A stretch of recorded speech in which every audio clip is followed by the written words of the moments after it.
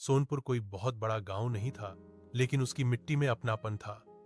वहां की हवा में फसलों की खुशबू रहती और सुबह का सूरज खेतों पर सुनहरी चादर बिछा देता। इसी गांव में रहता था अमर, एक साधारण किसान। उसके हाथों में मेहनत की लकीरें थीं और दिल में धरती के लिए आदर। अमर के लिए खेती सिर्फ काम नहीं, पूजा थी।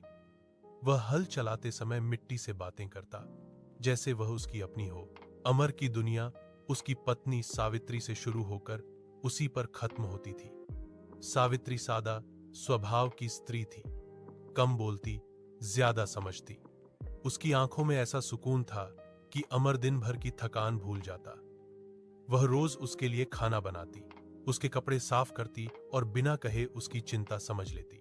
उनका प्रेम दिखावे वाला नहीं था, वह प्रेम था जो साथ बैठकर चुपचाप सूरज डूबते देखने में खुश होता है। शाम को दोनों खेत की मेड़ पर बैठते। अमर कहता, अगर खेत अच्छे रहें तो जिंदगी भी ठीक रहेगी। सावित्री मुस्कुराकर जवाब देती, जिंदगी तो पहले से ही ठीक है। लेकिन एक साल सब कुछ बदल गया। बारिश ने आना बंद कर दिया। आसमान नीला था पर बेरहम। खेतों में दरारें पड़ने लगीं, फसल सूखने लगी। अमर रोज खेत देखकर टूटने लगा। पहली बार उसने धरती से सवाल किया, क्या मैंने तुम्हें नाराज कर दिया?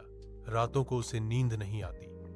सावित्री उसकी बेचैनी महसूस करती, लेकिन हिम्मत बौंधाती। धरती मां कभी अपने बच्चों को अकेला नहीं छोड़ती, वह कहती। उसी रात सावित्री को एक अजीब सपना आया। उसने खुद को उजली रोशनी में खड़ा पाया। सामने एक वृद्ध स्त्री थी, सफेद बाल, चमकती आंखें और गंभीर आवाज।